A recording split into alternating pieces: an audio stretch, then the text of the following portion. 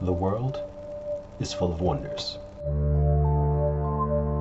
Magic is hidden in small moments. And monsters could be hiding just out of sight. But if you're looking to find them, adventure is waiting to happen. You never know who you'll meet along the way. We are the Storyteller Squad.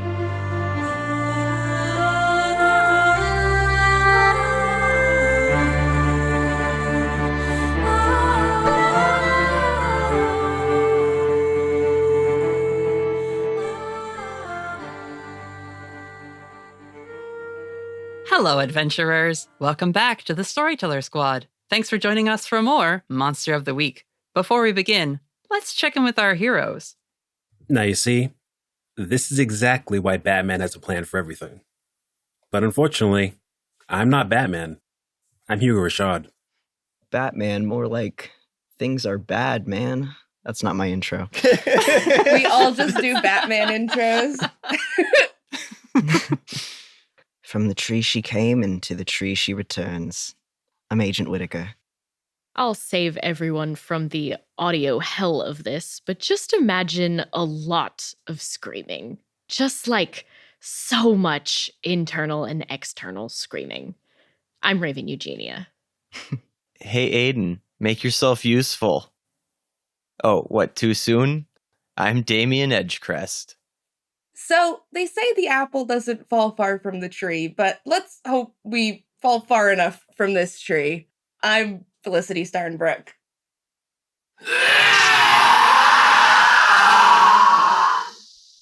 That's Aidan Brightwood.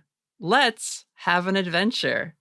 Last time, we recounted... couldn't do it. I couldn't do it straight. You really went for it. You did what I didn't have the guts to do. Last time, we recounted our heroes' beleaguered efforts to avoid death and capture at the hands of Beelzebub's relentless demonic servants. Over the last 2 weeks, the hunters faced a harrowing gauntlet of attacks and daring escapes, and were pushed to the limits of their resolve. We rejoined everyone as they made camp and attempted to lick their wounds and make some essential repairs before moving on. With everyone on edge, it was no surprise that tempers flared and harsh words were exchanged. But before more physical jabs could be thrown, Ruby and Windy set off into the woods, chasing after a mysterious dancing light. Our heroes pursued and were able to retrieve their beloved canine companion, but not before Felicity had a strange vision of a ghostly figure, and Aidan was attacked by a mysterious presence lurking amongst the trees. When everyone was safely returned to their makeshift campsite, the hunters set up what defenses they could and tried to rest. That night, Raven woke up, hearing Aidan struggling in the kitchen. Our angelic friend seemed to be feeling ill, but it was clear very quickly that something more serious than a cold was afflicting her. Aidan stumbled outside as a terrifying transformation began to overtake her, and we pick up as this new monstrous Aidan cries out in a haunting shriek. Hunters, what do you do? Cry. Piss your pants. Cry like a lot. Like an embarrassing amount. Also panic. Wake up. Yep. Walk straight into the barrier. Yes, Damien, you have successfully put up the barrier to keep demons out of the campsite, including yourself. Yeah, you just boom, wake into a glass pane against your spell, which is just activated. And so, sorry, remind me, we can go through the barrier, like in and out, right? It's just that demons cannot come in? Yes, correct. Okay. We're gonna have to find out if Aidan is stuck on the inside with us. Who's out of the trailer right now? Is there anyone still inside, still asleep? Sure, placement recap. Yeah. Aidan has stumbled a few feet out of the door on the stairs of the trailer.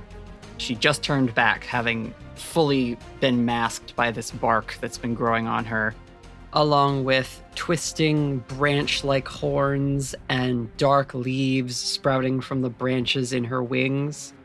It is awful. I think Whitaker is out of the trailer. Whitaker and Raven were the ones who were awake, and Whitaker went outside with Aidan, and Raven was Raven is in the maybe doorway. about to- yeah. You are calling into Hugo and Felicity to wake up. That's right. And the Guardian would be inside next to Felicity. Oh, shit. So that's where everyone's placement is. Whitaker is going to attempt to restrain Aidan until they figure out what the fuck is happening. Sure. What was your thing, Damien? I was preemptively maybe suggest that people try to keep Aidan away from the Fire Guardian protecting Felicity. I don't think that's a healthy combination. Might not be. Mm-mm. Okay, Whitaker, you are trying to restrain Aidan. It's kind of act under pressure. It's kind of protect someone. It's also technically one of the bonus effects of a kick some ass roll, so I'll let you choose. You can roll plus tough or plus cool on this check. I'm rolling plus cool because it's my better one. All right, then it is an act under pressure attempt. We are under pressure. Do. And it is an 11 because I've never failed on an act under pressure roll. Lonnie is very cool.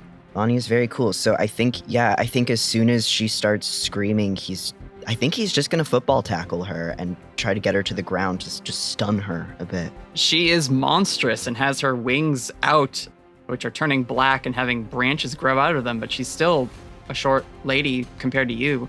So you just slam right into her and she'll go to the ground. With an 11, you are able to do what you want. She struggles, however, and you can feel these long, almost like splinters raking at your back and arms as she tries to free herself. You need to snap the fuck out of it, Aidan. You need to snap out of it right now. I would like to use a move correctly for the first time ever. Hey! Cryptid sighting.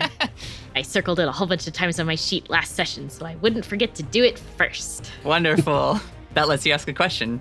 You take note of any reports of strange creatures. Whenever you see a new type of creature, you may immediately ask one of the investigate a mystery questions. Alrighty. What sort of creature is it? Well, it's Aidan. Is it? Is it though? I mean, it's Aidan, and there's something clearly very wrong with her. She definitely is looking more plant-like. And Raven, you know that you saw her earlier this night tied up to a tree, lashed by a bunch of strange vines and root structures. So maybe that's related, but she's certainly not what you would normally think of when you think like a nymph. Yeah. Would I have any reason to know if it's demonic or not? Like, would I be able to tell that at all? Or have any kind of hint? Is there a smell of wood smoke in the air? Yeah. Is there anything hinting to it being a demonic thing or not? Yes. Thank you, Emery, for remembering my lore. It definitely does smell like wood smoke, nearest to Aidan. Okay. Good to know. Felicity, Hugo, you both are awakened by these screams and Raven shouting into the camper. There's definitely a thing that I want to do. It didn't work too well last time, though. Uh-huh.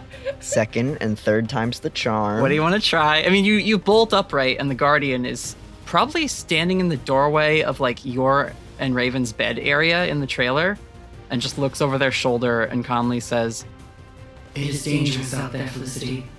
Yup. Bye. You run through them because they are a ghost and you just through the blue wisps and they reach out. No, Felicity! Sorry. But you can run out of the trailer and you see Whitaker wrestling with this strange warped tree creature on the ground and Raven standing shocked in the doorway. All right, we're gonna take a group. I'm gonna hold out my hands as if I'm about to do magic. Mm-hmm. Guys, It's Aidan. banish the curse. Do I try it again? The last time you tried to banish a curse, it sent Damien to the place apart. I know, but I just. Okay, What do you try instead? Or do you just try it anyway? You could just try it anyway. I'm gonna try it anyway. I'm gonna do it. Nice. What's up, Davian? Can a taser hit Whitaker on the head right about now? Oh, the taser itself. I thought you were tasering me specifically, which would be very funny. No. Just knocking you in the head with one. So you're chucking a taser into the barrier, Damien? Yes, because while I am restrained, he's able to throw things. So he just yeets a taser. Okay, I like that. Yeah, you chuck a taser at Whitaker. That's easy enough to do. We don't need to roll for that. Felicity, roll your magic. You're gonna attempt this because that's what Felicity does. Attempt things. Yes! Oh god, I'm gonna fuck it up. Here we go. Whoa! 12. Okay, you managed to banish something. Whitaker, you are wrestling with Aidan as she continues to claw at you and try to like push you off of her. You're screaming in her face, and all you get back is just. And then a shimmer of Felicity's like rippling magic extends from her hands, passes over the two of you, and you suddenly drop onto the ground. Aidan's gone. No! Not again! Oh, shit. Felicity, what the fuck? Not again! Where is she? Where did she go? Moments later, you hear a terrible ripping sound, like static tearing through the air. And Aidan's monstrous form appears again. She is now smoking physically, as if she had been like hit with fire briefly, and all of the leaves that were withered on her are even more withered. Her like monster face just kind of turns at you. The amber iris in a black field darts amongst all of you. Did she just get sent to the place apart? And then immediately sent back? It has happened before where Aidan has been sent places. You could figure that something similar happened where her monstrous self was banished and it tried to send her to paradise. She got kicked out and sent back to the place apart, kicked out, and lands back on Earth. And now she's back. Yep, she can't go either of those places, so the banishment ends after a few moments of her just being rocketed through like cosmic space. That's so far. Yeah, I've described it before. It's really fucked up and not like a good time. At least she's back! From that, Felicity, this is not the sort of thing you can just remove with a dispel. Something about what is affecting Aidan is affecting her, meaning it is ingrained into her being. It's not a effect on her. Something is directly affecting her energy and essence and warping it in this way. Okay, I have one other question. Is she like speaking at all, or is she just like, ah? From what you've heard, it's mostly just been these hollow, rasping breaths and gasps. But I will say in this moment, she goes to reach towards Whitaker again, and then her hand reaches out and grabs the hand reaching, and she stumbles and drops to two knees and kind of looks up at you, Whitaker, pleading, "Whitaker, please, you've got to get everyone out of here!" Oh, not you, Aidan. Not like this. Hugo, what are you doing? Waking up. Brushing his teeth. His morning routine. Birds are chirping. He's stretching. Doing his skincare. You got to moisturize.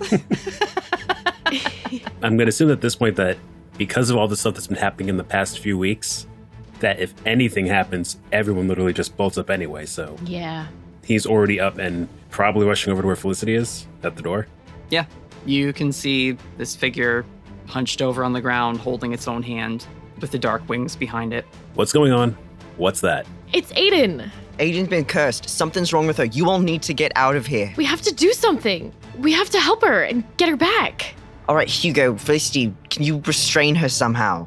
You see she is getting up again, but is stumbling back, Whitaker, almost as if invisible threads are pulling at her shoulder blades as she tries to put distance between herself and the rest of you. Do I see anything through the glasses? I know she's totally, like, silhouetted, blacked out with the woodsy shit at this point. I will reiterate that when you look at her aura, the bright shine of a sun is there, but it's only peeking out of cracks in this dark shape that is mostly covering her form. Gotcha. Like the light is trying to get out, but can't as this dark, inky whatever moves across her limbs. Okay. I will say that as she backs up, her wings extend behind her, and the branches within them lash into the ground.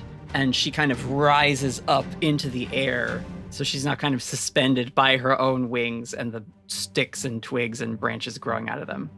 I don't like that. This is so fucking scary. What the fuck? It's not Halloween yet. It's not spooky time yet. Can I use magic to communicate not with Aidan, but with the demonic side? The answer might be no, but I do want to make that roar sound, so I'm willing to take the fail. I don't know if that's another language or if that's just her in horrible, monstrous pain. It might translate to still just screaming. I want you to try it, Damien. The only way to know is to try. That's true. It's a very good point. That is an 11 to figure out if that is a pain roar or some kind of I want a specific type of thing roar.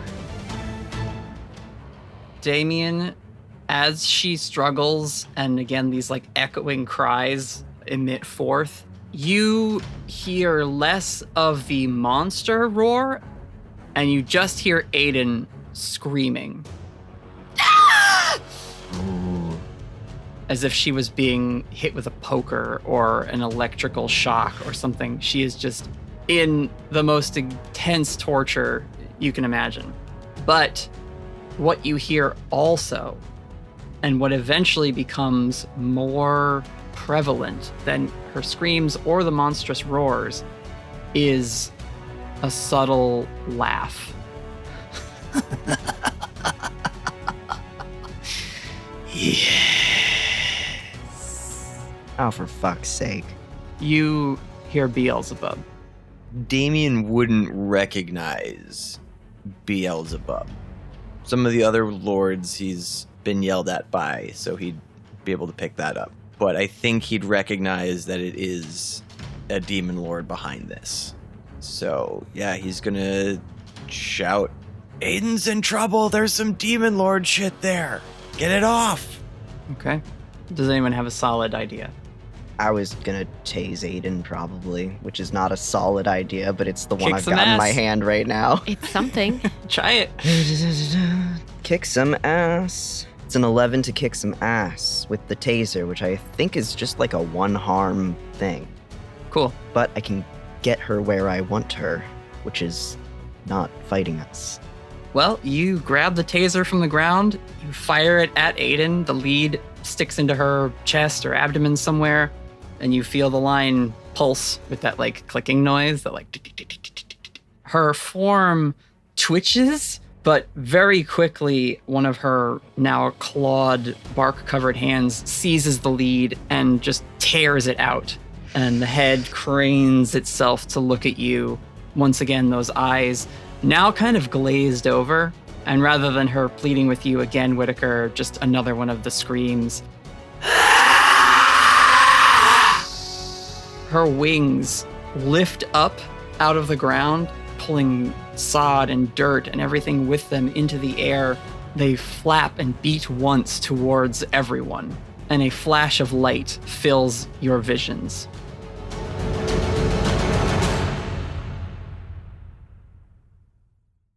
Hugo, a flash of light spreads through the area.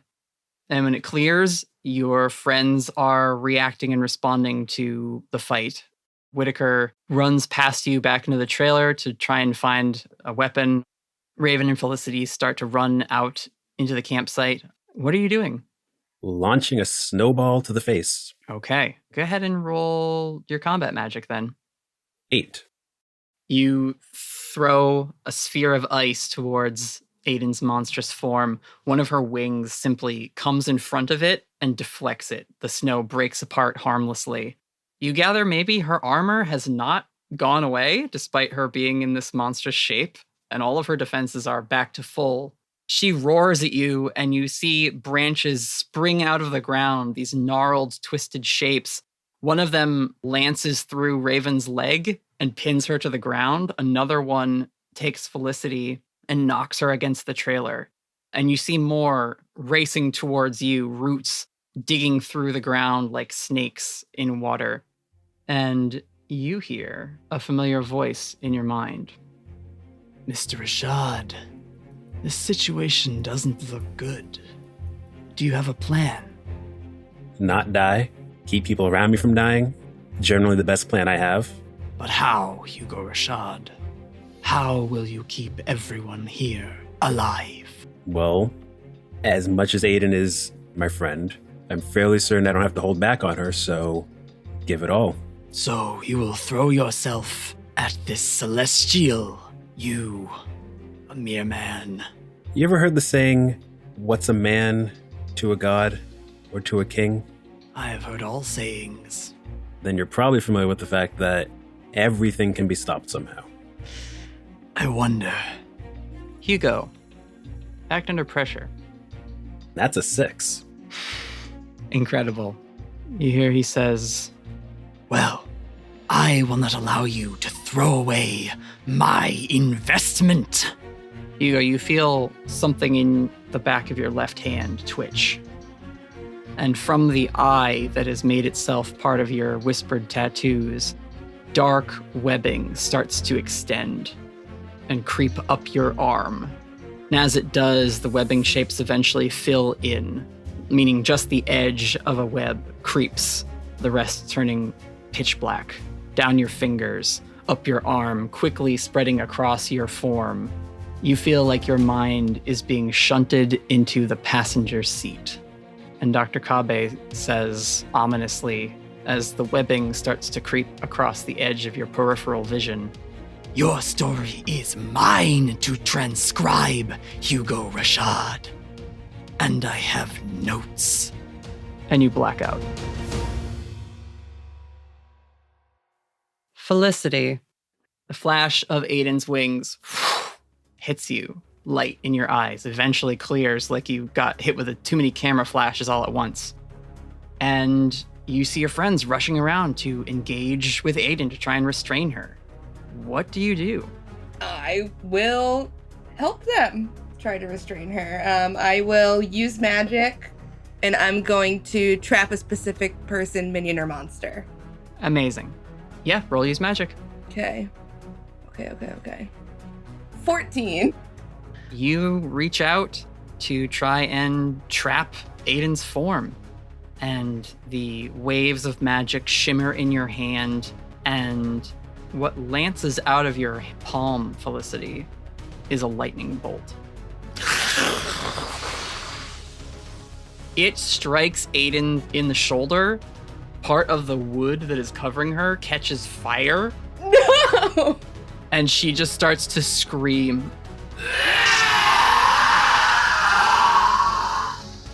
And beat her wings to take off into the air. She impacts with Damien's barrier and drops to the ground in a crash, sending dust everywhere. Everyone else begins to start trying spells. Hugo uses some ice and grabs one of her legs.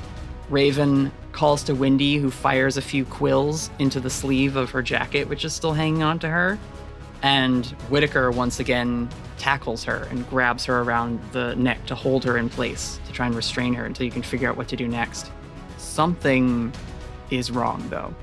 Beyond Aidan being transformed and your friends all being in danger because of that, your magic does not stop once the lightning bolt is sent from your hand.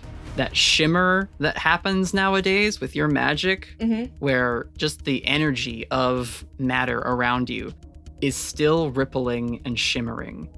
So I got glowing hands? Yeah, it's starting to creep up your arm, though. Oh no. And it reaches your chest, and then a shimmering ripple of magic sends itself out from you and knocks all of your companions to the ground. The trailer kind of rocks on its axles and falls back down again. Aidan, her monstrous form, sticks its wings into the ground to try and anchor herself, and it's almost like roots grow up to hold her in place. Raven gets knocked to the ground. Hugo is bowled over. Damien actually feels a little something through the barrier, and his form kind of just ripples. What do you do?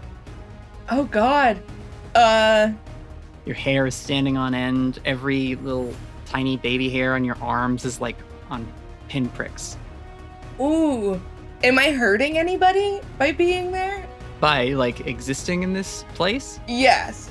Well, I mean, another moment goes by and then another pulse of this unstable magic just bursts from you. You can now feel it in your chest. That feeling that you felt when Damien life drained you, like a stream became a river, became a torrent, is back now. You are channeling so much magical power. It is more than you have ever channeled before, and you can't contain it within you anymore. I am going to bar a place or portal to a specific person or type of creature. I'm going to make that me, so at least maybe they'll get just the Damien ripples and not the whole thing. Mm-hmm. And I'm backing up, going the other way. Okay. Trying to get away from them so I don't hurt them and try to figure out what the fuck's happening. Roll use magic. You back up from the trailer and away from your friends. The trailer itself got like shunted a few feet to the side by that last blast, and everyone else is like getting up slowly like they've been hit by a sandbag or something. That's an 8. An 8. Okay, what's the glitch? Problematic side effect. You try and trap yourself. You weave one of your barriers around yourself to contain these blasts. And another one, boom! It hits the barrier you've put up around yourself. It reflects, and then zoom, back into you. You take 2 harm. Okay. As you feel yourself get rocked by this magic surge wave, which is now condensed and compressed. You see the Guardian racing towards you from across the campsite within the barrier as all your friends are still working on, the other problem that is Aidan's monstrous form. And you see Ray/Inari come up to this barrier you've erected and start pounding on it. And you can hear muffled through it them crying out, "No! Felicity! It isn't time yet!" I didn't mean it! I don't know what to do! Raven. Yes. The flash of light hits you. Mm-hmm. And you feel your body sailing through the air. You feel some branches scrape at your cheeks and legs and arms. And then you feel yourself hit the ground. And when you sit up, you are in the woods alone. Okay. I'm so nervous right now. Whew.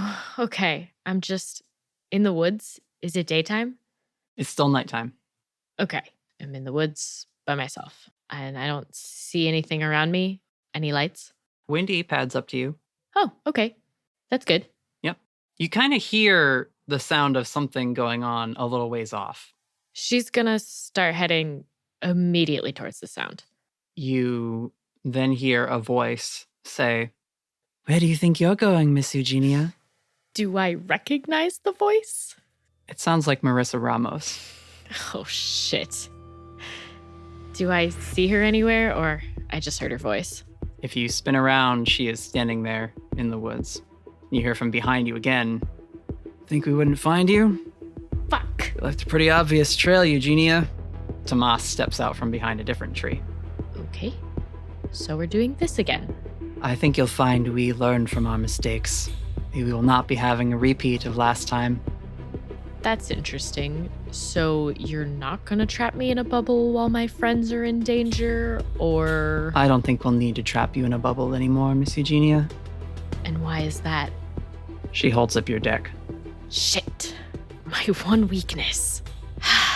Maybe it fell out of your pocket. Okay. "You're going to come with us quietly, while the rest of the team deals with whatever is going on over at your camp." And how am I supposed to trust you? That you're going to handle whatever that is and save my friend? "I don't think you have much of a choice. But if you're looking for confirmation that we're very serious, I can provide that." That sounded like a threat, and I don't like it. Windy kind of squares up in front of you. Sweet baby. Oh no. Mm-hmm. Can I see anything happening at the camp? Or I just hear noises in the distance? If you look past Tomas, you can kind of see the shimmer of Damien's barrier. Like, you got knocked into the woods, and the fight that is happening there still is just a little out of sight. And I still hear the Aidan tree monster shrieking? Mm-hmm.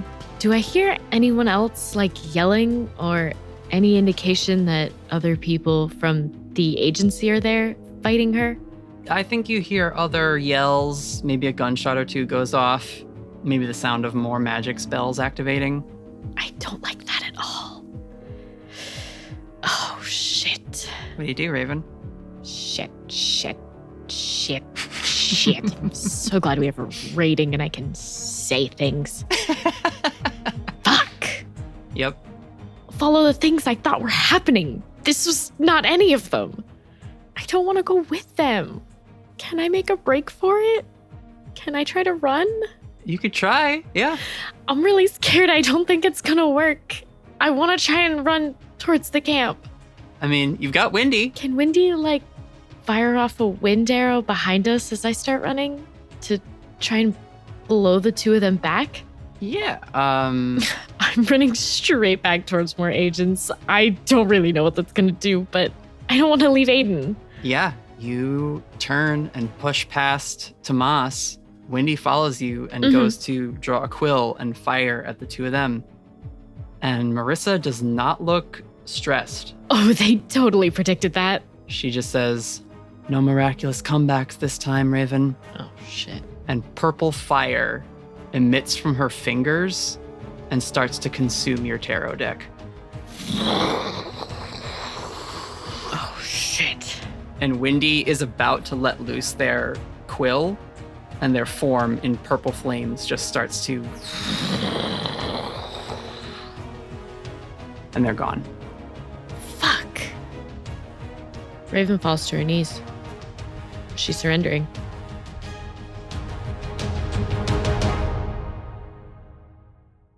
Whitaker, your vision goes white when Aidan flaps her wings and this flash of light hits you. Okay. Your ears ring. You hear shouts and screams and the roars of the fight going on around you, and then they fade. And you hear instead beeping and the sound of drips. When your eyes open again, you are in a hospital bed. You look around and you recognize that this is the medical ward of the Eastie Agency headquarters. I don't like that.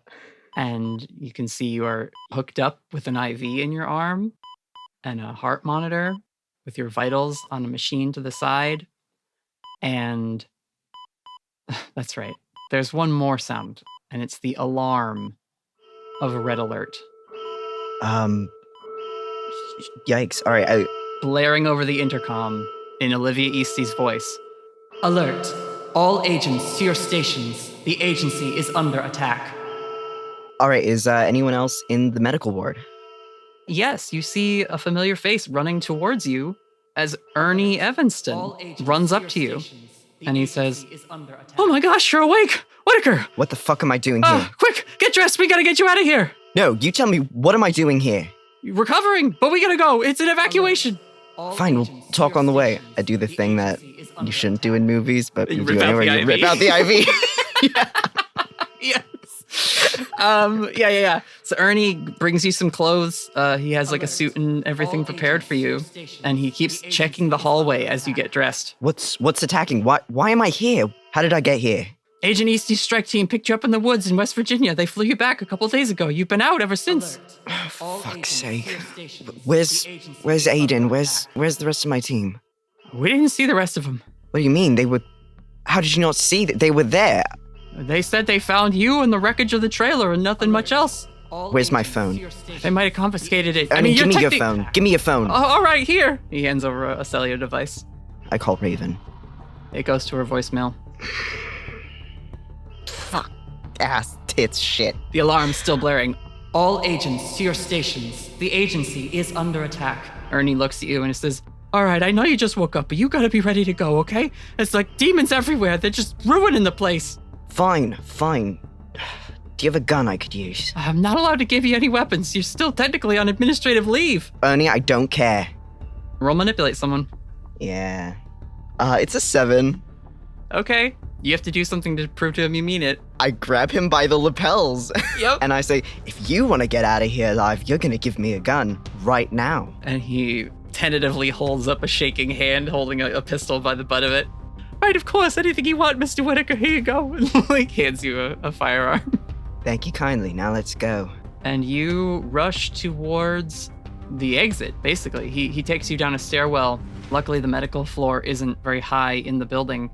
And you run out onto the lobby/welcome area of Eastie HQ. It is as you remember it. However, there are trash crabs, dark black slimes and oozes, and all other manner of Leviathan's ilk attacking agents and doing battle with your colleagues. And as you run towards the door, you hear a familiar... Okay, hold on, let me get into character. And you turn around and see Damien, his enlarged battle form with the spikes occasionally, not scintillating. Oscillating, yes, thank you. In waves down his form, spikes of green goo, and many, many red and yellow eyes sort of swirling around his massive form as he takes up most of the cafe balcony area of the Eastie Agency. Do I still have Theo's glasses? No, not currently. Those were confiscated, it seems. That would make sense. Shit. Whitaker, what do you do when you see Damien in his monstrous battle form? And he's shouting out and leading the demon spawn as they attack the agency. Motherfucker, I knew you were gonna do this to us someday. Ernie is just quivering. He's shaking in place. He's now completely frozen in fear. I guess I'm going to, as best I can. Whitaker is going to run forward, leaping over tables, dodging some trash crabs, and he's going to get right up on Damien and just plunge the gun that Ernie gave him just directly into whatever bit of slime is accessible to him and saying, "What the fuck happened in the woods?" And he's going to fire for emphasis. Damien, as your 15, 20-foot tall self, you just feel a little pinprick hit you as something fires into your form, and you see Whitaker down below. Wanting to be like you only held me back. I never needed you, Whitaker.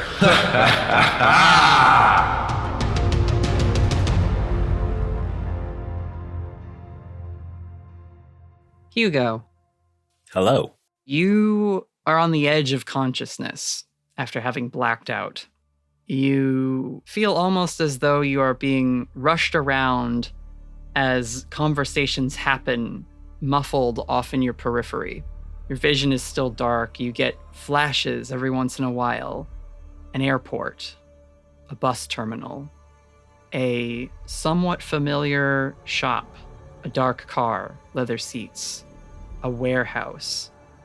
You come to as if looking through glass that has fog breathed onto it to make it difficult to see out of. But you can wipe it away if you would like to observe what is happening. Absolutely.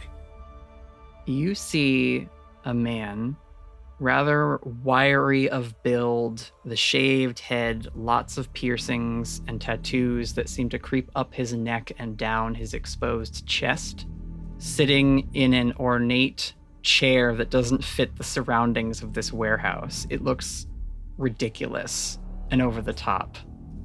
And this man with his stubble has rings on his fingers and a dark figure in all leather with a motorcycle helmet on and a gargoyle standing at either of his sides.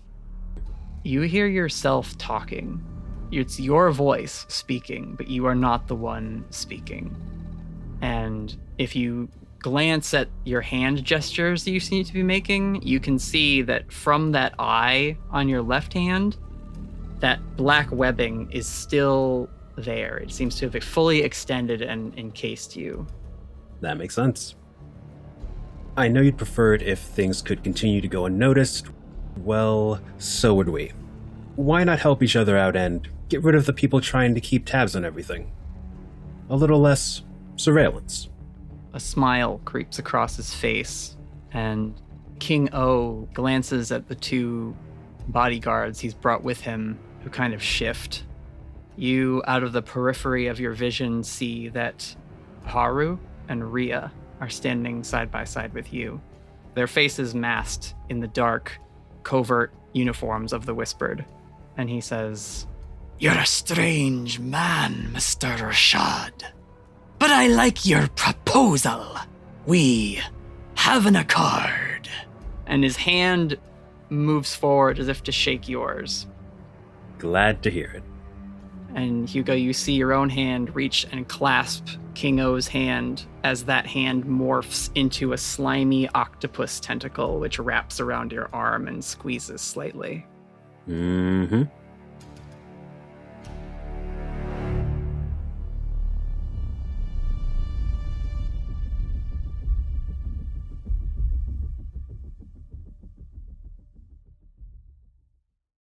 Whitaker, we pick up with Damien having taunted you that he never needed your help. You were just holding him back. Yeah, I mean, he's not wrong. Literally, my job was to hold him back. What do you do? Fuck, what do I do? Well, it's a big demon in a kitchen area. I start a fire. Ooh, okay. How? We are in an area that ostensibly has cooking facilities nearby. Surely there is some heater or flame or oil or there are things in kitchens that are flammable. Yeah, sure. Yeah, I find the nearest flammable thing, whether it's I can't think of anything that's in a kitchen right now. I mean, there's aerosols used in kitchens that would be very flammable. Perfect. Aerosols. Yeah, that's, unless you have a move on your playbook, that's act under pressure. Yeah. It's 9, mixed success. All right. Whitaker, you grab a can of a non-stick spray and toss it at one of the grills, which is still lit up. The price you'll pay for this is that it's not going to explode right away. And so Damien, in his large gloopy form, seizes you in a tendril and begins to lift you into the air. You are restrained and being crushed slowly. You will take 2 points of harm. Okay, cool. As he's struggling in the tendril, Whitaker is going to look at Damien and bitterly ask him, "You gotta tell me what the fuck happened here before this whole place blows to hell." You see his eyes narrow, many of them all at once, which have swarmed to the top of his goopy form, and just a bellow of the demonic curl scream roars in your face as you feel the grip tightening even more. But before it has a chance to snap your ribs, Whitaker, on the grill, and a fireball erupts from the grill as this can of aerosol explodes, which is enough to catch a couple other things, which then also pop, pop, pop, pop, pop. You start a chain reaction. The grease trap catches fire. Other things, papers from the register catch ablaze. And Damien's form shimmers. And you hear a woman cry out as if she's been caught in the blast of this fireball. No. Whitaker, you drop as Damien's form vanishes. An illusion. And you see a young woman with long, straight black hair and a ponytail wearing the dark, covert uniform of a Whispered agent, collapsed on the ground near the explosion that you caused in this kitchen. Oh, shit. You drop to the ground, you look around the agency, and all of the demons that are attacking your fellow agents shimmer. And you see more Whispered agents. Ooh. You see Rhea with her mechanically augmented extra arms going toe-to-toe with Connor Lang. You see Zuri, who swipes Gimmer the Goblin, who goes barreling down a flight of stairs, and she just roars in her tiger form. And everywhere around, you see Professor Argyle. Oh, King. Kitted up and moving on Elias Easty with a silver cross in hand. Ooh, damn. That's so sexy. I'm gonna have to draw that. Hugo, as your forces assault the Easty Agency headquarters, thanks to the deal you struck with King Octopus in order to divert agents away, you have made your way to the top floor, to the office of the director, and you stand now facing down Olivia Easty. And she spins around in her chair and stands and says, I suppose I have you to thank for all of this. Well, I'm sure you probably saw it coming eventually. Unfortunately, the agency has been a bit distracted. And yet somehow I think that also points back to you, the unknown element on Whitaker's team. And that's why you should always gather better data. You can't go into things blind like that all the time. Eventually, it's not going to work out for you. Well, that's all right. I've got the next several hundred years to figure it out, I suppose. Which is more than I can say for you. And she leaps across her desk, fangs extending in her mouth, claws growing from her fingertips, and she attacks you. Do you fight back? Yep. Roll kick some ass. Should I be doing regular martial combat or combat magic in this case? Whatever you'd like to in this moment. Ice it is. Okay. With a 10. Very good. What's the extra effect you'll take on a 10? Suffer 1 less harm. Okay, I like that. This is like a wall type thing, right? This one is a blast. A blast. Ooh, okay. So it's 3 harm, magic, obvious, loud, close, restraining. As she soars through the air across, you fast cast a lance of ice, which shoots from your palm and impales her through the chest. Oof. She was going to claw at you, but the ice literally pushes her out of the range of where she could swipe at your throat. And so instead, she simply claws at your face, getting just a minor attack in. It's like 1 harm, as Olivia is sent backwards in her office on this spear of ice with it going through her chest. And it's one of the rare occasions where it's actually 0 harm. Yeah, it's superfluous. You get scratched on the face, but she did not manage to land the attack she intended to. You see she grips the ice pillar she is now stuck on and just crushes it between her hands and drops down on 3 points of contact on the floor. Her form turns into smoke and shadow and swirls at you again from a different direction. Let's try using magic to trap a specific person, minion, or monster. Okay, roll use magic. Oh, 15. Oh my god! What does it look like? So, as opposed to before when he did lightning trapping and stuff, he would set up barriers around things and such. He's actually going to make essentially a globe of ice to catch Olivia's vapor into, and then he's going to slowly compress it. Oh, snap. Okay, yeah. As she comes at you as an incorporeal shape of mist and darkness, you simply cast in a wide circle a sphere of ice, which forms. She is caught in it, and then it closes around her.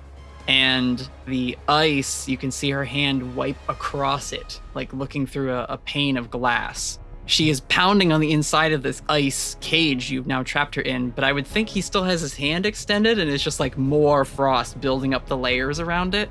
That combined with probably some element of runes getting added to it just because, well, damn, this is a problem. Just being inscribed. Oh, shit. All right, cool. Yeah, the runes alight in the ice, and the globe begins to compress around Olivia. You can see as she presses her hands against it to try and break away, when she pulls them away, the skin on her fingertips is like ripped off and stuck because of the extreme cold. Dark veins are now spreading across her body as she draws on her more vampiric essence. She just screams in rage at you from within this globe. You hear Kabe's voice and your own voice say the following. I know all your moves, Olivia. and I thank you for all prior business. But we're done here. And when that echoed double voice comes out of your mouth, Hugo, her eyes go wide with realization, and she rears back with one final punch against the ice, pulls her hand away. The ice is cracking, and she very quickly becomes mist again, seeps through the orb, becomes a bat, and flutters out of the office and away. Well, damn. Whitaker, you are down in the lobby. You see Noriko Yoshida lying on the ground, burned from the explosion you set off, clearly having interrupted the illusory cover spell she had been using to disguise this attack on the headquarters as a demon attack, when it is in fact seemingly the Whispered who are reaping the agency. Hell of a cover spell. What do you do?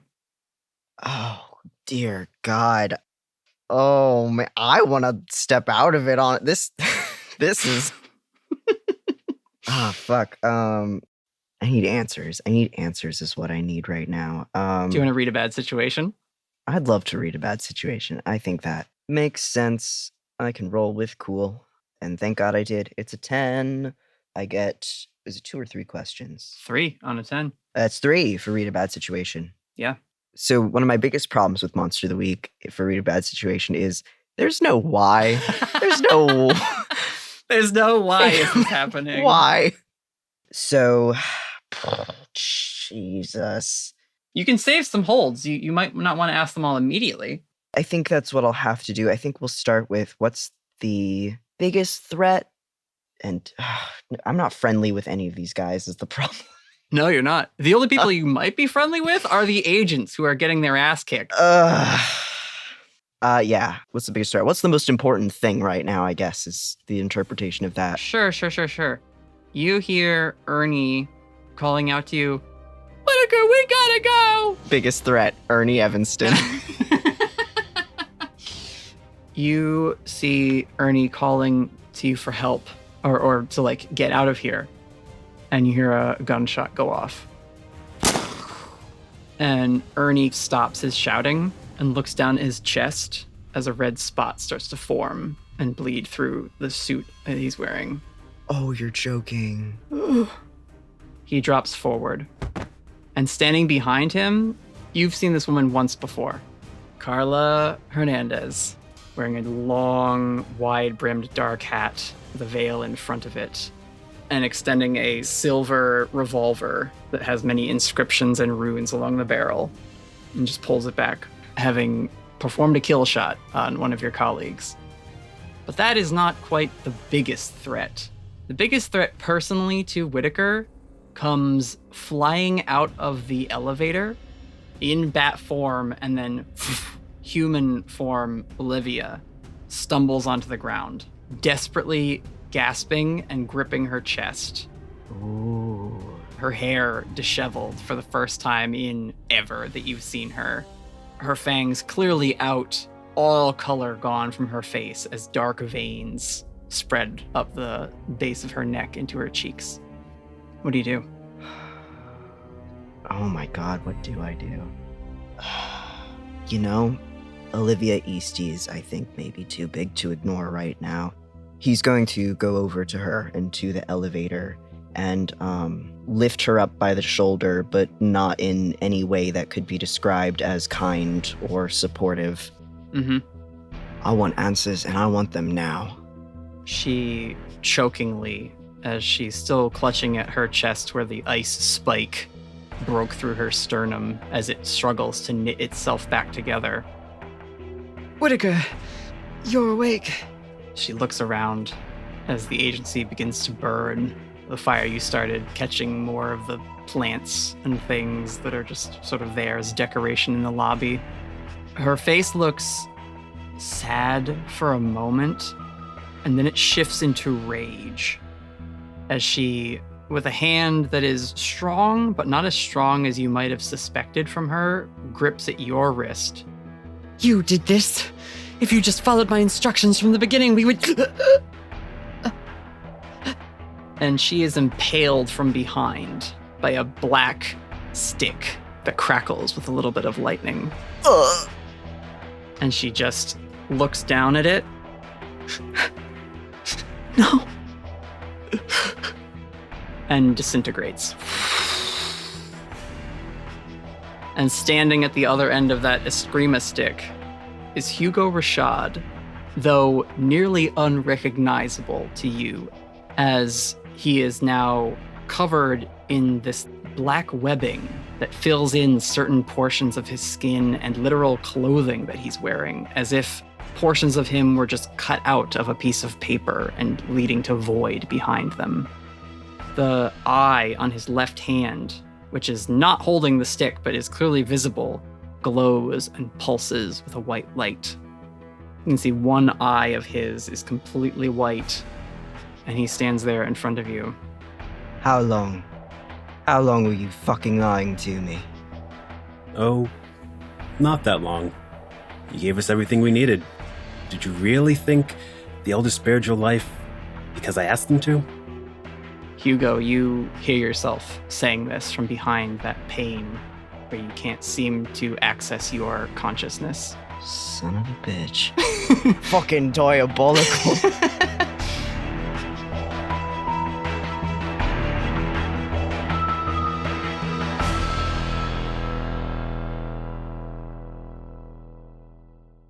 Raven. Mm-hmm. We left off, Marissa had just incinerated your deck. Is it like burned? Like, is it gone? Or did she like start to light it and then... Whether through magic or her overclocking her hex abilities a little bit more than usual, what she was holding in her hand burned away nearly instantly in that purple fire that she casts, along with Windy just sort of as if they were made of flash paper. You had dropped to your knees, you said. Marissa doesn't look pleased, but glances at her hand. There is still a card in her hand, and it begins to glow, Raven. Can I see which one it is from where I am? You can't see which one it is because it's the back of the card. But in place of the purple fire that burned up the rest of the cards in the deck, orange flames burst from this card. Oh. And Marissa drops it as it burns her hand, and the card just stays suspended in the air. It flips around, and you see the root powers of fire. Yes! What do you do? Raven's gonna get up, like launch herself off the ground from her kneeling position, and she's going to jump up and try to snatch that card out of the air. You grab it. The instant your finger touches the card, you are whisked into the white space. Okay. It's just you and a little salamander who is kind of on fire on the ground, looking up at you. And you hear her voice. They're all gone. I know. Help me make them pay for it. She's gonna hold her hand out. She leaps into your hand. The salamander markings appear on your arm in fire. And taking on the supernova form, you are the avatar of fire in this moment. What do you do, Raven? I'm heading straight back towards camp. Oh, not even dealing with Marissa, huh? Nah, she's just blowing past her. Okay, I like that. I'll deal with her if she follows me, but I'm going. I have other business to attend to. As you turn towards the camp, a purple barrier appears, blocking your path, and you kind of have to pull a U-turn midair as you fly and reverse course to not impact with it. And you see Tomas with his hands extended and Shelford clinging to his back. Marissa is standing and getting up. You see she is crafting spell runes in the air and scattering iron shavings and pulling out like pieces of chalk to write on her jacket with. They look like they are ready to take you on despite this fiery form you are in. Yep.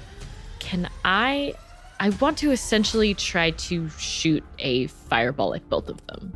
In this form, if I recall correctly, you should have the hex move Burn It All. Yes.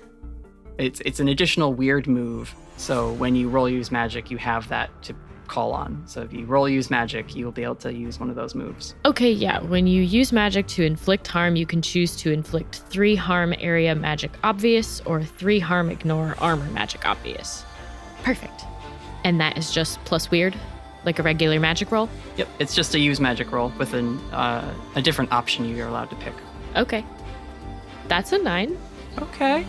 What's the glitch you'll take? The magic draws immediate, unwelcome attention. Because I'm on fucking fire. Yeah.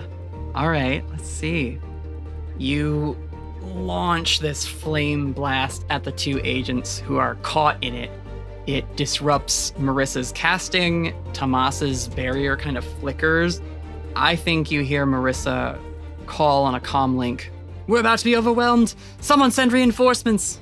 So you know there probably are more agents on their way soon. However, you can act again if you'd like. All right. You hear the salamander rage, sobbing. Burn them. Make them feel what we felt. You know, I didn't think I'd ever listen to the salamander, but in this moment, that sounds real good. She stole everything from me. Roll use magic. I'll give you a +1 forward for leaning into becoming the avatar. Ugh. Yeah, I want to hit him again. Yep. Oh, that's a 7. Another mix. Still does what it does. Area again. I actually think I want to aim it at just one of them. Which one? Marissa. Okay. Because she burnt my cards. And I feel like it's still me. It's still Raven, but she is pissed. And so I think it would be one big, like, reactionary spell. And then also fuck you. Mm-hmm. Just as like a second, using magic to do 1 harm or whatever in the form of fire. I mean, you can burn it all, ignore armor, and just target Marissa if you want. Yes. This time it's not a blast of fire. It is just it's not even fire. It's just a beam of red plasma, pure flame energy. Yeah. That you lance from your hand. So before she shoots that flame, I want her to look right at Marissa. Mm-hmm. You have no idea what you just took from me. It cuts through tree branches and any sort of cover that might be in between you and Marissa, pierces that amethyst gem at the center of the amulet that she wears around her neck, and goes right through her. Fuck. And when it does, her eyes light up with orange. Inside of her mouth lights up with this orange glow. She just drops forward, eyes, nose, mouth smoking. I didn't think that would kill her. Well, she's at 6 harm. Okay. Ooh. Tomas completely dispels the barrier. He stops focusing and kneels down to his sister, who looks jacked up by that spell. He just starts shaking her. Mm-hmm. The salamander in your head. Weak flames are always the quickest to burn out. You rocket through the trees. They part around you, not because they are moving, but because there is so much heat surrounding your form, Raven, that the leaves and branches in a 20-foot radius around you simply incinerate and dust. Ahead of you, behind you, around you, in all directions. You create this tunnel through the foliage. Oh.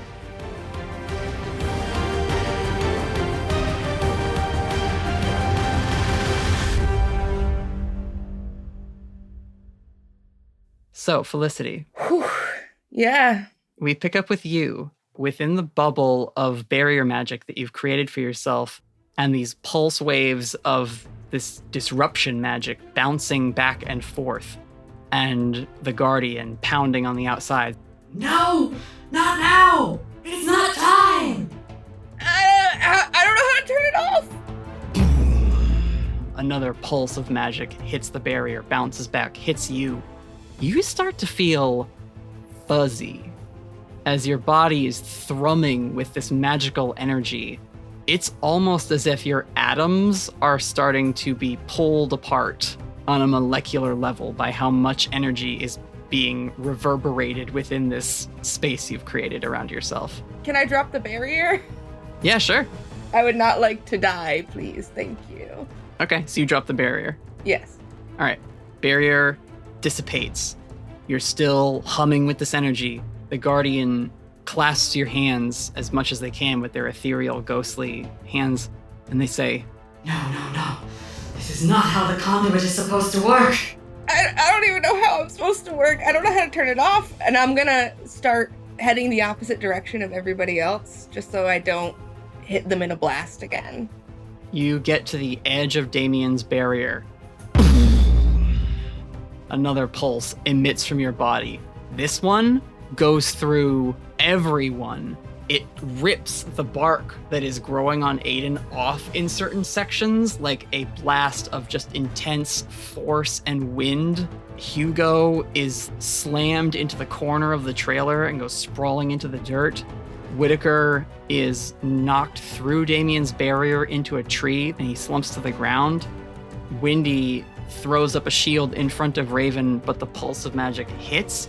Windy is instantly banished and dispelled. And Raven goes doubling over into the grass, just laying there unconscious. You see Damien outside of the barrier, pounding on it, trying to get in and help you, is like splatted against the ground. Just goes to slime, splat, a puddle now. And the ghostly form of Ray, they're made of ethereal ghostly smoke. They are stretched like they're being sucked into a vacuum, and then they snap back. Felicity, you have to stop!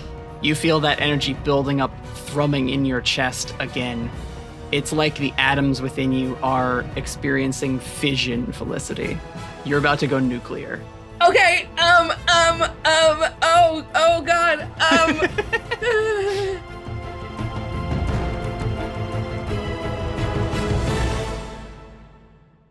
Hello, adventurers. We're fully into some spooky territory with this one. Hopefully you've all got a cozy blanket to hide under if you need it. Our promo swap this week is with a newer Monster of the Week podcast, Nameless Monsters. And let me say, if you're enjoying our little dip into horror with this arc, you'll love their storytelling. These friends of ours know how to give you the creeps in a way that you just keep coming back for more. Let's hear their promo.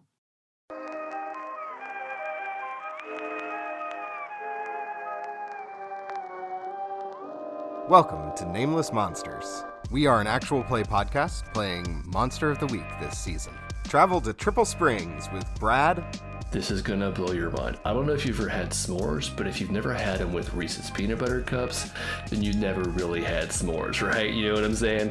Okay, so first, and he goes through the whole process, makes him a s'mores, passes it across, and then just watches him with this big goofy grin on his face for him to take that first bite, like, See, dude, that's what I'm saying, man. So it's like s'mores are already a 10, cranks it up to 11, bro. Mags has her 4-inch binder spread out in front of her, loose leaf papers everywhere, pens sticking out of her hair, and she starts chanting with her eyes closed, finishes the chant, checks the page, says, nope, that's wrong, and closes her eyes again and starts all over. Ann Morris. I've never driven a car before, and then they gave me this car, and they told me to drive 10 hours away, and they know I don't have a license. I had to put that on my paperwork, and they still gave me the car, and they still told me to drive the car so that I can go find this guy, and I'm pretty sure I can't find people because I'm not like a detective or anything. My major is communications, and that's not a real thing. Adventuring every other Wednesday beginning September 7th. Nameless Monsters, wherever you get your podcasts. You can find Nameless Monsters on Twitter at namelessmon_pod. They're still fairly early in their episode production, so if you like to quickly catch up to the podcast you listen to, they're still an easy series to do that with. Thank you to all of our adventurers who continue to support our show by listening and leaving reviews. We're so close to hitting 50 reviews on Spotify, and it would be really awesome to hit that goal soon. And if you've left a review already, thank you so much for your kind words and the many, many stars you've sent us to represent your love for our story. They are shiny and nice, and we appreciate them. You can follow us on Twitter, our most active social media currently, as long as the platform continues to hold itself together with tape and chewing gum. And we have a link tree in our show notes if you'd like to find any of our other social medias and follow those as safeguards in case we're all forced to migrate like a digital herd of caribou to the next online watering hole. But greater than the power of social media is and always will be word of mouth. Telling people you know and recommending the show is the best way to help us reach new listeners and make them feel welcome. And if you'd like to support the show financially, you can subscribe to our Patreon, patreon.com/thestoryteller squad. Every little bit helps us save up and afford things like new equipment and music production, paying my co-editor Matt, thank you Matt. Hi Matt. Buying promotional materials and any of the other costs associated with improving our production quality. You'll get access to our fan Discord where you can ask us questions during our AMA streams, hang out with us while we work on artwork or stream some video games. Lately, Emery and Durs have been playing a Damien-themed run of Cult of the Lamb. It's cute and sometimes horrifying, but always a fun time. Speaking of horrifying, I guess we have to send you back to Natalie, scaring the shit out of all of us. Yeah, we do. It's scaring with love. Does that help? No. No, it doesn't. Okay. Well, things will probably work out in the end. Take care, adventurers. We'll see you next time.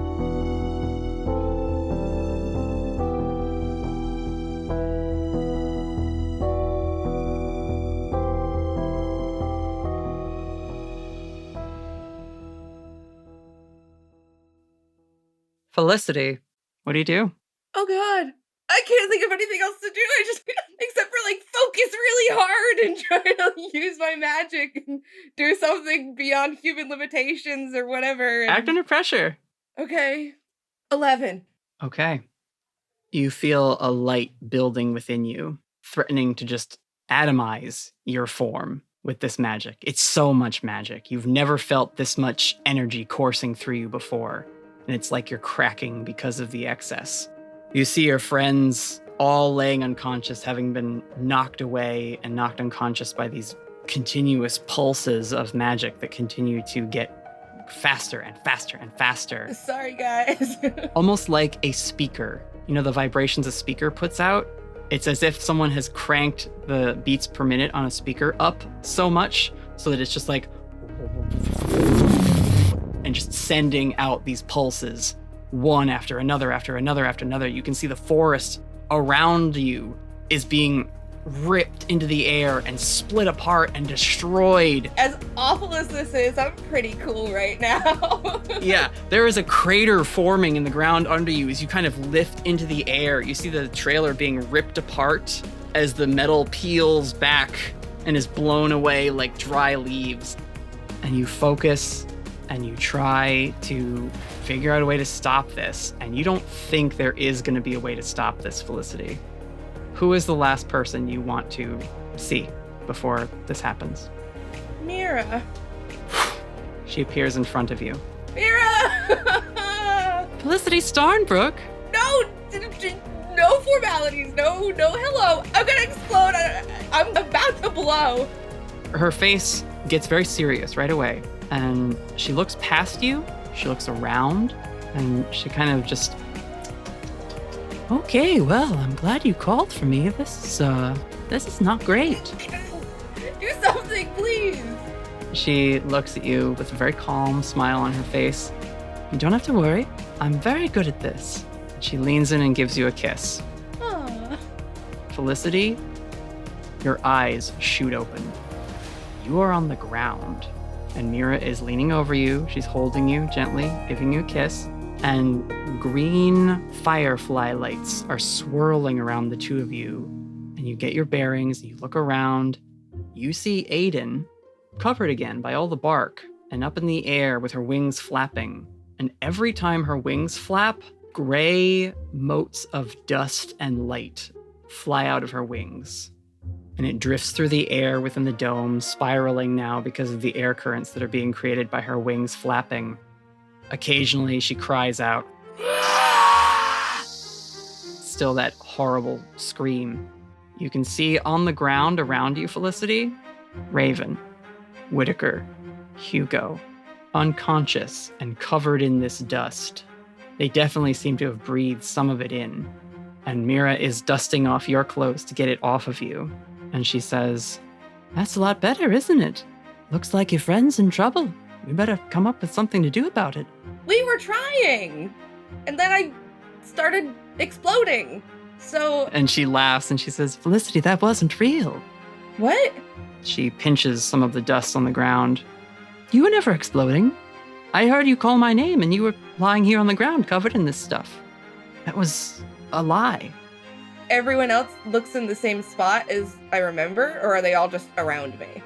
Everyone looks like they are in the same spot they were back when the flash of light hit your vision. Got it. Okay. Like they just all dropped in place where they were standing before. Mm-hmm. I can keep this stuff out of our heads, but what's wrong with Aidan? She looks dreadful. Yeah, she got kind of cursed or possessed. I haven't really figured it out yet, but she's basically a demon now, a little bit. Well, if I know anyone special enough to save an angel in trouble, it's my angel. And she just boops your nose. Why don't we get to work? We're gonna wake them all up first, right? Listen, as much as I don't want you to kiss all of them on the lips, That's not a problem because my protection magic is tied to you, Felicity. It's not quite a perfect date, but we never get to do anything as a couple anymore. How about some big magic? Sure. Sounds fun. Mira helps you up. You both turn and you see Aidan. It looks like there's still a bit of her left fighting against this corruption because she will make a move to reach for someone and then pull back or curl into a fetal position as her wings suspend her and then shriek and lash and flail wildly. And as the two of you stand surrounded by Mira's folk magic, keeping you safe from the fear spores in the air, she holds your hand and the two of you will begin to cast a spell in a little bit.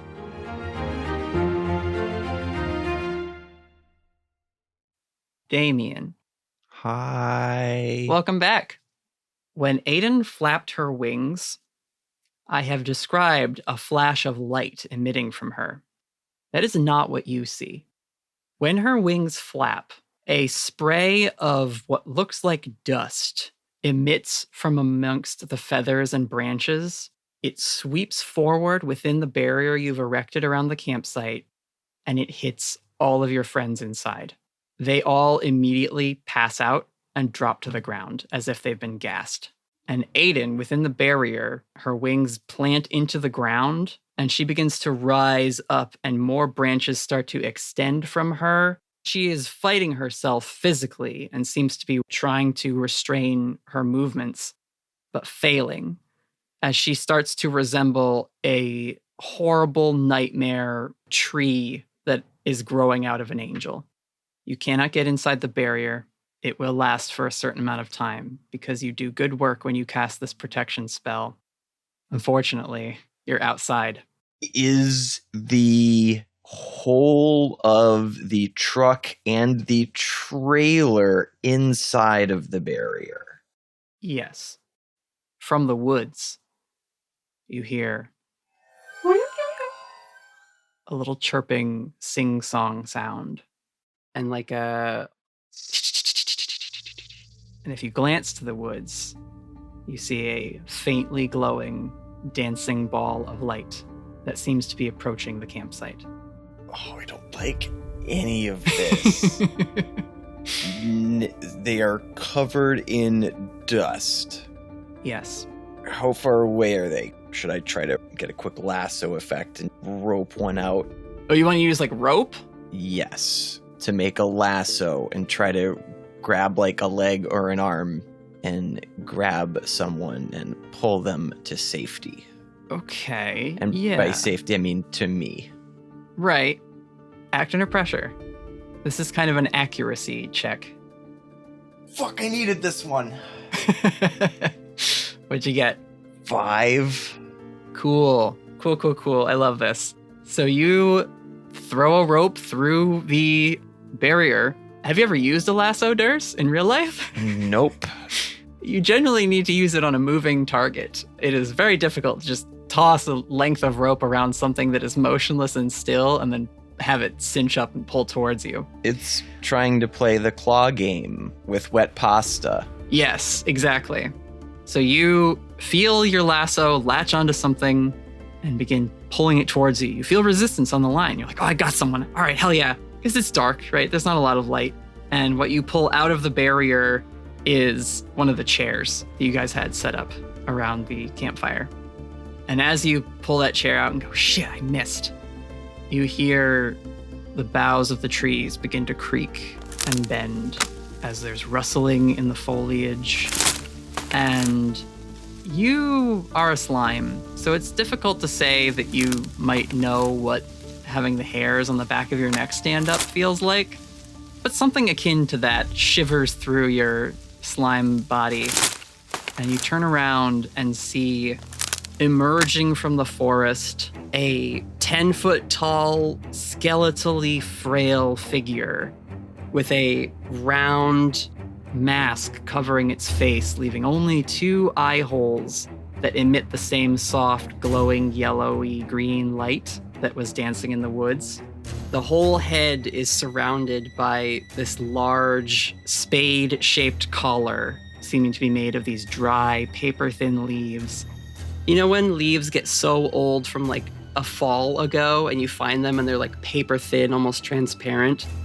This creature is draped in those, along with funguses in different patches along its body.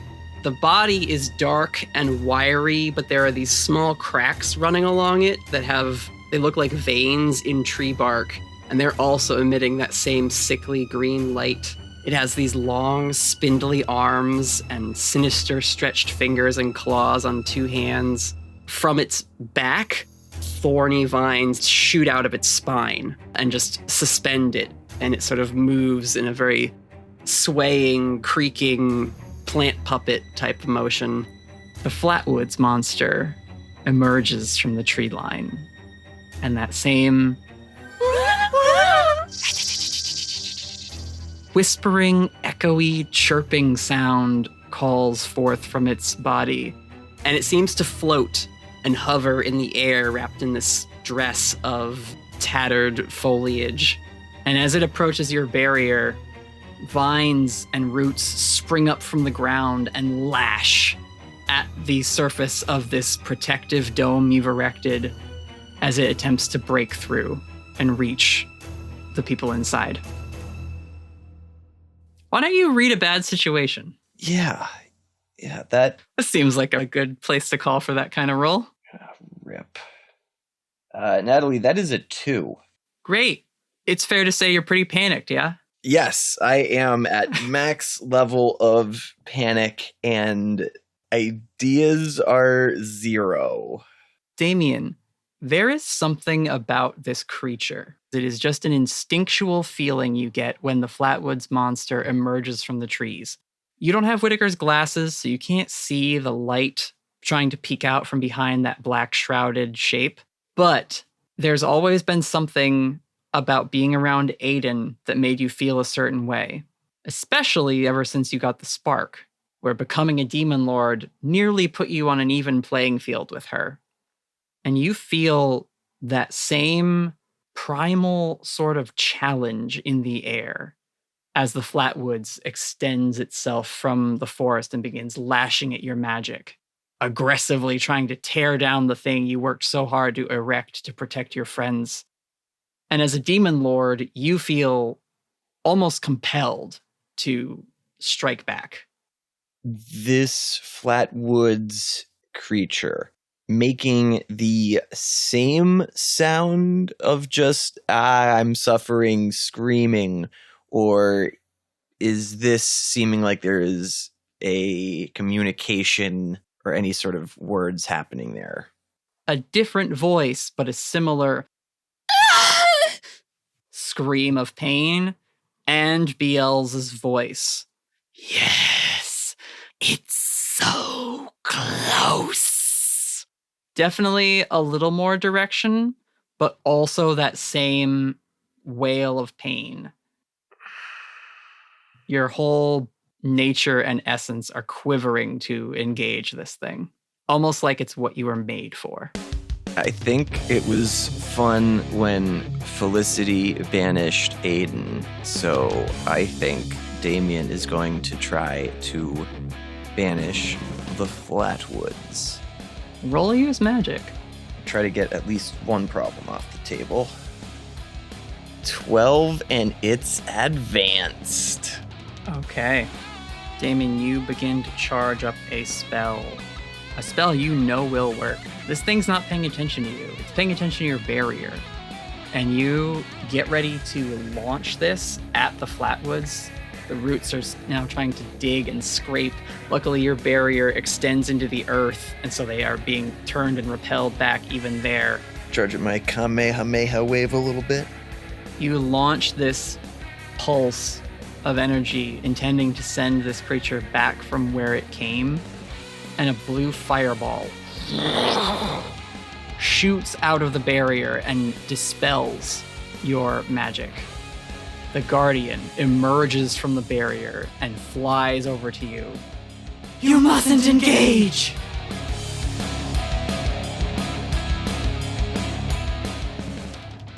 Damien, the Guardian just rushed at you and dispelled what would have been a very successful banishment and said, you must not engage. What do you do? Damien shouts at the Guardian Spirit to get Felicity out of there, gesturing towards the barrier that he can't cross. They say, I need to stop you. You are about to start the end of the world. Okay, fine. I won't banish the whoever, but... No, you cannot engage, Edcrest. You are a demon lord on Earth. They point at the Flatwoods monster still assailing your barrier, and you're starting to feel that barrier weaken. That is a celestial. If you attack it, it will threaten the truce. Okay. No, you were right. You're right. Message received. Okay. Oh, okay, yeah. They turn to you and say, the First Light is fighting back against this corruption. But right now, this is the biggest threat to our safety. We cannot allow that to get Felicity. Help me defeat it, but do not attack it directly yourself. I'm on board 110%. As they say this, Damien, the Flatwoods has caught some of the attention of you and Inari talking very loudly over the sound of the attacks and the magic going off. A branch shoots out of its body towards you and pierces into the ground. The Guardian kind of just swirls around it to evade it, and the branch whips back into the Flatwoods as it screams at you in that similar voice. And Inari turns back to you, and they say, and also don't die, because then I'll Armageddon again. Yeah, only one Armageddon per lifetime. I gotcha. And you see the Flatwoods monster, it digs its hands directly into your barrier, where it starts to crack. And now Inari, even more panicked, just says, and also don't let it get Felicity, because then they'll have her, and then also Armageddon. Cool. Okay, so to get this straight, can't let Felicity get got, can't let myself get got, can't attack Flatwoods. Damien Edgecrest, there are 3 end-of-the-world scenarios facing you right now, and you have to stop all of them. This is the most metal fucking thing I could think to give you for this session, and I hope you're excited. Okay, well, Damien takes out one of the burner phones and begins to play music on it really loudly. And he's going to use the spark to charge himself and glow a bit brighter. We're going to try to distract Flatwoods and become a target and lead him away. All right, interesting. We can play Ring Around the Barrier. Inari sees your tactic, nods, and the Guardian flares with blue fire and is going to start attacking the Flatwoods monster as it turns to attack you. Act under pressure, because you are under the most pressure right now, Davian. You cannot be hit, you cannot do a hit, and you must not die or allow Felicity to be captured either. Not to mention, the rest of your friends all seem like they're not doing so hot, because you saw them collapse in the dome when that powdery stuff emitted from Aidan's wings.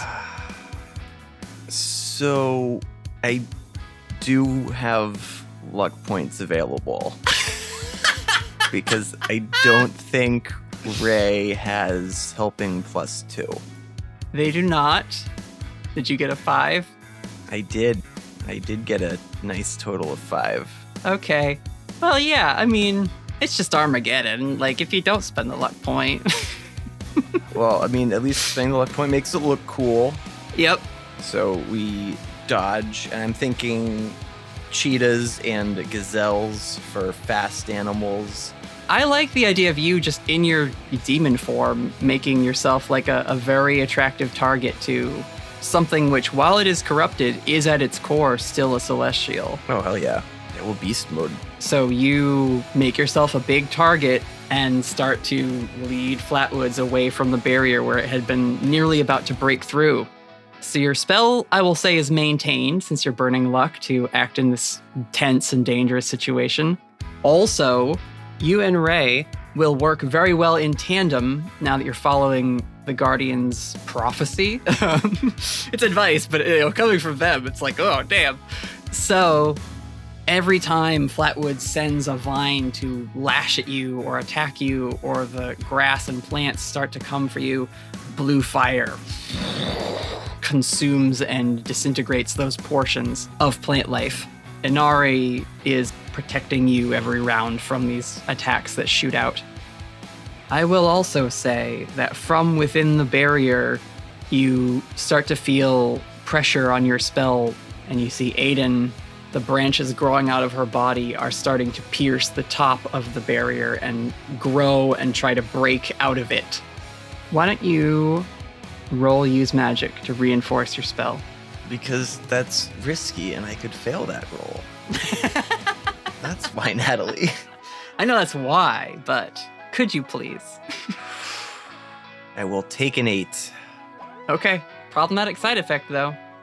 You know what? I'm going to take the damage because this thing isn't allowed to hurt me. So that's a resource that I can play with.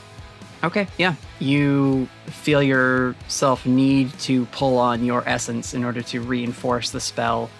You're not just weaving the arcana in the environment. You need to put some of yourself in this barrier to keep it up and protect Felicity from at least one of the monsters out here. And I will say, as you do that, the barrier shimmers with golden spark energy as you pour some of your very powerful Demon Lord self into this spell, and you see a flash of green from within.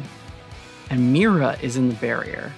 Mira kneels over Felicity, dusts some of that powder and spores that you now can see are emitting from Aidan off of Felicity, lift her up, kiss her. There's another flash of green, and now these green firefly lights start to swirl around the two of them as Mira is doing some kind of magic. And as you do your best to avoid being attacked, you can see the two of them talking. Mira helps Felicity to stand, they hold hands and turn to face Aidan within the barrier. So someone in the barrier is now up and taking action on your side of things. Okay, good. I am less worried about the people inside the barrier now.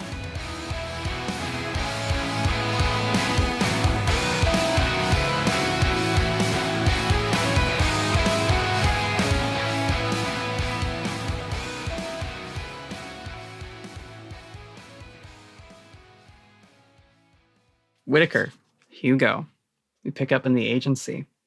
Hugo, you just delivered a devastating line to Whitaker about how he didn't really need to give you that much. You had everything you needed pretty much the whole time. And Whitaker, you see as all around you, the Whispered continue their grim work of eliminating the Eastie Agency. And I think coming in the doors of the lobby are 3 figures, 2 of which you will recognize instantly. King Octopus and the Doulahan, who works as his enforcer.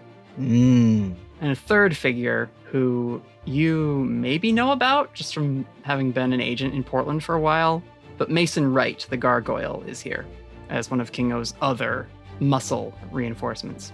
And they come strolling through the front door, and Kingo calls out to you, Hugo, and says, Well done. I have to say, handling what we did in the city went smoother than I'd expected. Well, we are professionals after all. Oh, dude. Oh my god. He doubles over laughing and only stops himself when he observes who you are standing in front of, Hugo. He looks at you, Whitaker, and he says, "By the bilge." Quickly strides over to you. He gets within maybe 10 feet before the gun is in his face. He stops, puts his hands up, says, "Come on now, Whitaker. After all this time, you're gonna greet me at the end of a barrel." Yeah, you'd do the same if you thought I would be here. Well, I'm just so delighted that you are. Give me one good reason I shouldn't pull the trigger. What would be the point at this junction? You've lost. Yeah, and I might as well take you down with me. Or I could offer you employment. Employment? Is that right? I could use a man of your skills in my entourage. And as you can see, hiring's been going great. Are you fucking joking with me right now? He just grins at you. After all this, how long have you been working with him? I point at Hugo. Oh, the spider and I have been together for quite a while. You think infiltrating my team, infiltrating my agency, and killing my fucking friends and co-workers, you think I want to work for you?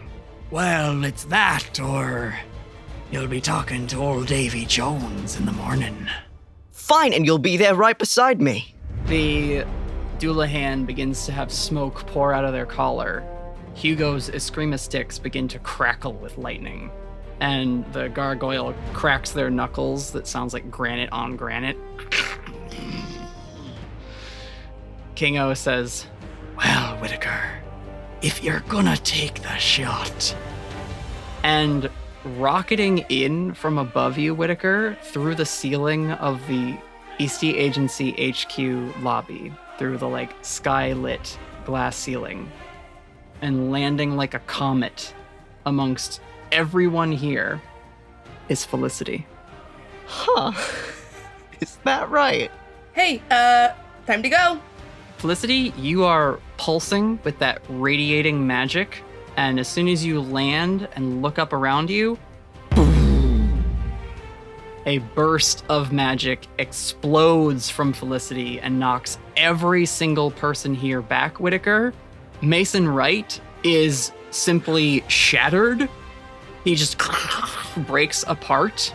The Doulahan's smoky form is ripped to shreds and dispelled on the wind. Hugo is sent flying just across the lobby, hits a wall with a crunch, and slumps down. Jesus Christ. And all of the Whispered members also are hit by this burst of magical distortion. It literally is just force rippling out. King Octopus is sent flying out of the building as well. And now Felicity stands there in front of you, Whitaker, thrumming with energy. Felicity, what the hell are you doing here? Well, I don't know how to stop this. Stop what? What is going on? I kind of... Another pulse of energy explodes from Felicity. This one knocks you back, Whitaker. Okay, yeah, okay. And you fall onto your back or feet or whatever on the linoleum as it cracks and splinters and shoots up into the air. It's like another impact hits the floor, even though Felicity is just kind of hovering in the air above it. The fuck? Ow, Felicity. I can't stop it. What's going on? When did this start? Where's Aidan? Where's everyone else? I don't know. I can't. Can you get us out of here at least? I don't know. I just keep exploding. Another burst explodes from Felicity. This one shatters all the glass. The ceiling of the Eastie Agency comes down in shards, and only because of Felicity's thrumming energy and the aura around her does it bounce off and not strike the both of you. Fuck, we gotta get you out of here. We can't... This is a disaster. Fuck! Whitaker, you are again sent sprawling back. Now your clothes are being ripped by these blasts, like they're being shredded and atomized. And you see Felicity's form growing hazy and fuzzy. Her eyes are simply points of white heat. It's coming from within her mouth. Her skin is glowing and shaking, and all of this is surrounded by these shimmering waves of magic, like a heat mirage. I feel weird, Whitaker. You can't control it. No, something's not right. Mira, can you take her out of here? Mira, can you hear me? Mira. Oh my god, what's going on? Watch out, back up. Mira is caught by one of these blasts and sent head over heels through the air. You duck behind something solid like a post or a weight-bearing column, which cracks, but it absorbs most of the impact. I'm so sorry, Mira. You can hear like car alarms going off like further away, like these pulses are not limited to the building. They are extending outwards. Oh my god. Whitaker, I can't stop it. You have to help me. I can't do it myself. Mira, can you get her out of here? Get her to a forest somewhere without people. Mira struggles to her feet. I'll try. If you can't, then leave. I don't want you here longer than you have to be. She takes a stuttering Fey step, appears in front of Felicity, who is still thrumming with this energy. Felicity, darling, can you... Mira is atomized by this last blast of magic. You are shitting with me right now.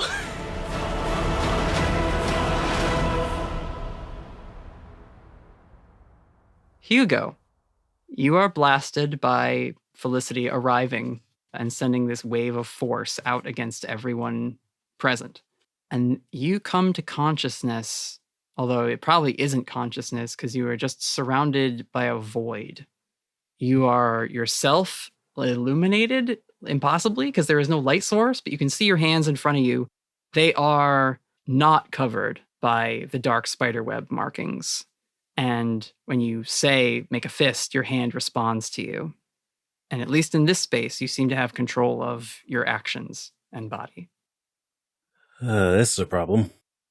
You hear footsteps. They're coming from, seems like a far way off. But eventually they get closer and closer. And emerging from the nothingness around you, similarly lit impossibly from all directions, despite there being no obvious light source here, is someone. It's hard to look at them, Hugo.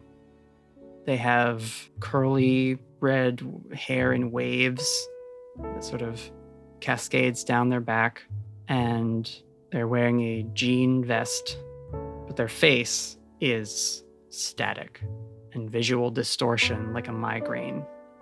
You cannot, for the life of you, tell who or what this person is. They just say to you, Hugo? Is that really you? And he's pretty much just going to stand there for a second, squinting a little bit. Yes? The head tilts to the side. You don't remember me? Yeah, that's been a theme for a lot of things in my life lately. Should I remember you? And you just hear the sound of this person beginning to cry.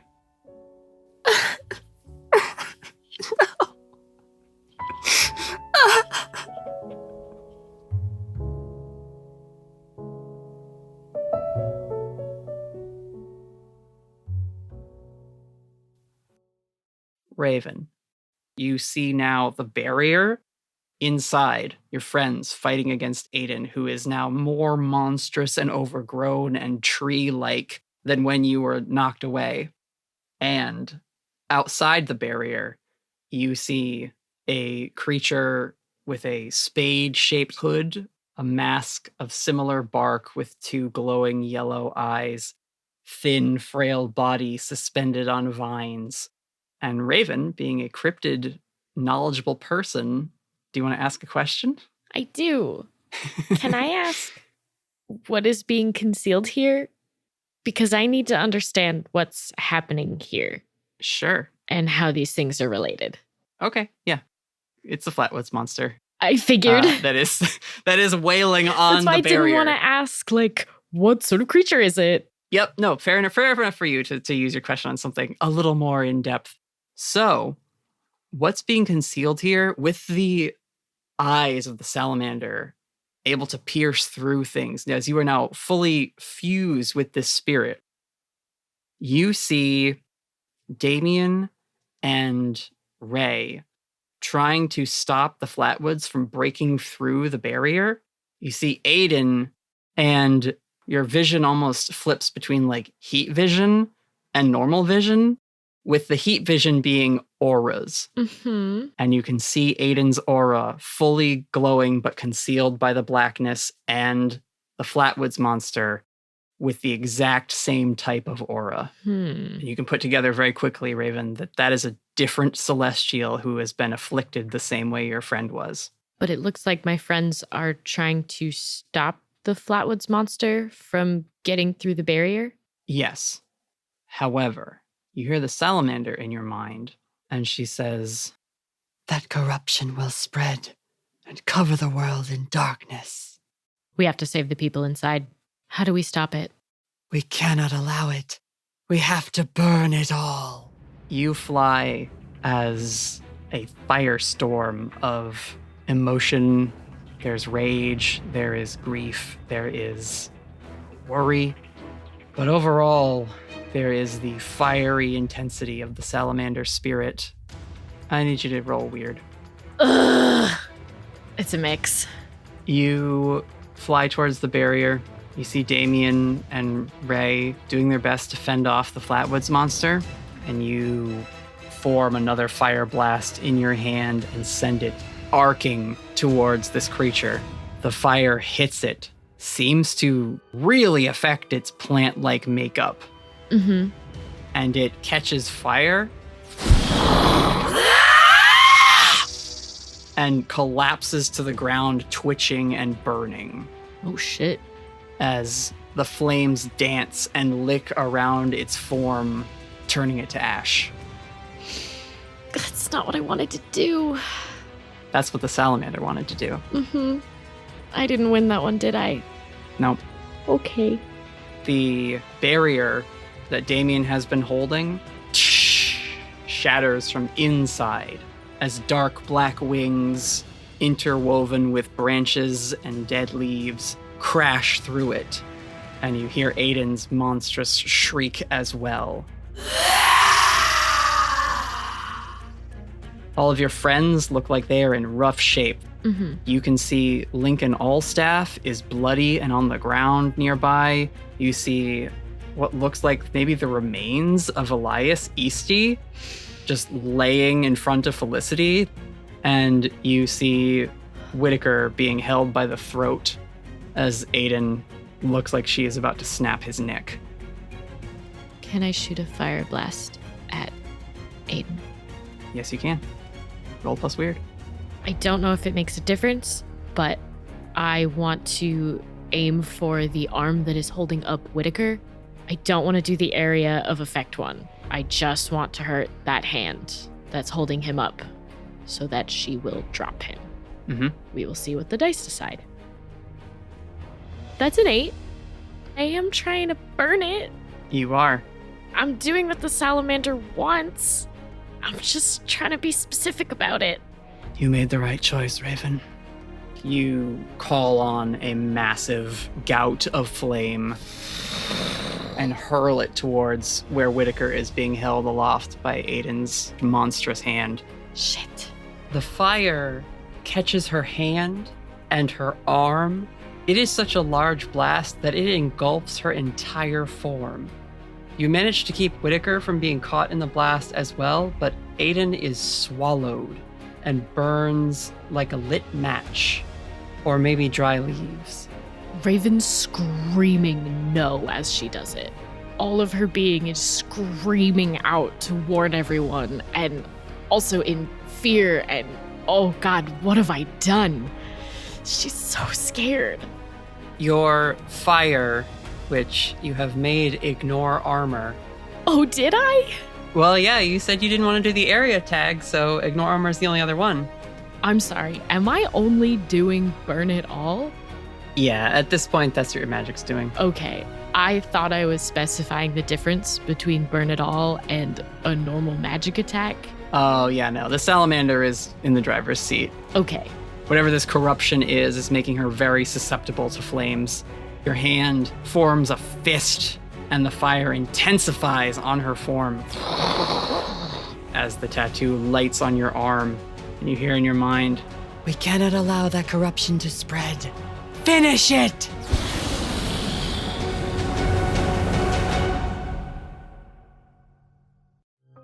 You drift down and land in front of your friends, Whitaker gasping for breath on the ground, and Aidan, her normal form, standing but unsteady on her feet, covered in like a charcoal dust. And the salamander card forms in your hand out of light as the tattoo subsides, leaving just the mark. She looks at you. The two amber pinpricks of her iris meet yours as the fires around you go out. Raven? Raven reaches her hand out to her.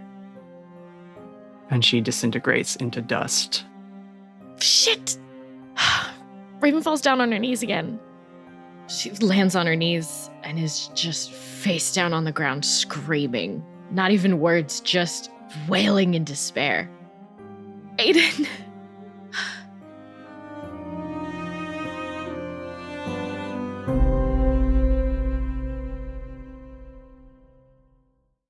Damien, the Guardian is looking tired. Their movements are getting slower. Some of their form seems to be drifting away, like they've taken damage from the demonic essence that the Flatwoods is using in the plants it's attacking with. But they release a very powerful blue flame attack at Flatwoods and send it crashing back into the underbrush for a moment. And they turn and look at you and say, "We cannot keep this up for long." As they say that, the barrier, you feel more of that cracking towards the top as Aidan's wings continue to pierce upwards. It's like the pinion feathers of her wings have become these sharp, jagged splinters and are stabbing at the barrier to try and tear it asunder. You don't have much longer before this barrier will fail. And from what you can see inside the barrier, you still only see Felicity on her feet standing next to Mira. Hey, Felicity. Are you ready to do big magic with the power of love? Yes, very much so. All right. Here's how this is going to work. Okay. Normally, big magic requires a lot of different things. Mm-hmm. For this moment, this big magic is going to be a series of use magic rolls. Okay. And I'm going to tell you right now that one of them must be a 14. All right. So I would like you to roll 3 use magic rolls. You have to try and hit a 14 within those 3 rolls. Oh, that's horrifying. Okay. Mm-hmm. Oh, no. What'd you get? A 6, a 9, and a 13. And a 13, you said? Yeah.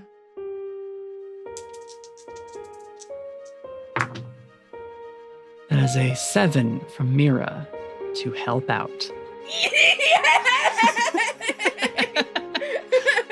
However, she is exposed to trouble or danger. Oh no. So, Felicity, you call on your magic. At first, you're a little hesitant and scared too, because you were just stuck in a vision that preyed upon one of your most serious fears, which is your magic going out of control and hurting people.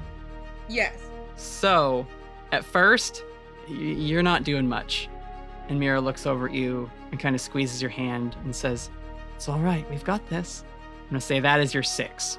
You see Damien and Ray fighting with the Flatwoods outside. Aidan continues to thrash and scream. The 9 you got is you starting to draw on your power again.